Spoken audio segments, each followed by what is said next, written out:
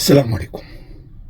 من كم يوم عملت فيديو باسم نبش قبر البوطي، وأنا حكيت بأنه موضوع نقل جثمان، وأنا طبعا ضد السياسات البوطي كلها اللي كانت متحالفة مع نظام الأسد، وهي أداة الأسد من ناحية الدين، وفي له أدوات بين أدباء وغيره.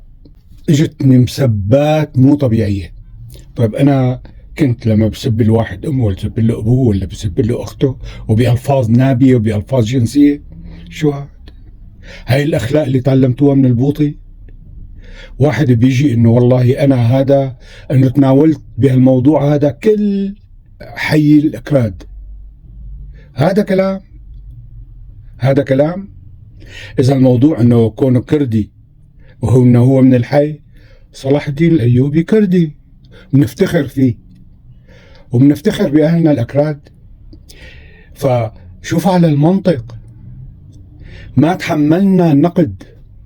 وبعدين أنا من الناحية الدينية، أنا طبعا لما بيقول مين أنت بالنسبة للبوطي، مين أنت لحتى هذا كله كلام كبر. ولا يدخل الجنة من كان في نفسه مثقال ذرة من كبر. هذا لازم نفهمه. لما مين أنت؟ لا أنت حشرة، حقود، حاقد، والفاظ دنيئة. هذا اللي تعلمتوه من البوطي؟ ولا خلص هي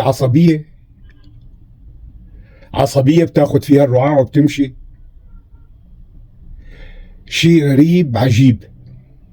وبرد بقول أنا وبرد بعيدها إن البوطي يجب نقل جثمان، واعتبروها نقل جثمان الطائر. وفي آراء، وأنا صحيح بدي ألفت نظر كمان إنه في آراء كتير كانت مناصرة للبوطي دخلت على الموضوع دخول محترم، وقالت إنه البوطي وصفته بأوصاف ممتازة من الناحية الدينية وغيره، بس ما تجاوزوا في الحدود. الأمل إنه ينتقل جثمان البوطي وله نقل رفات الشيخ الفاضل العلامة البوطي، وصفوه كيف ما بدكم.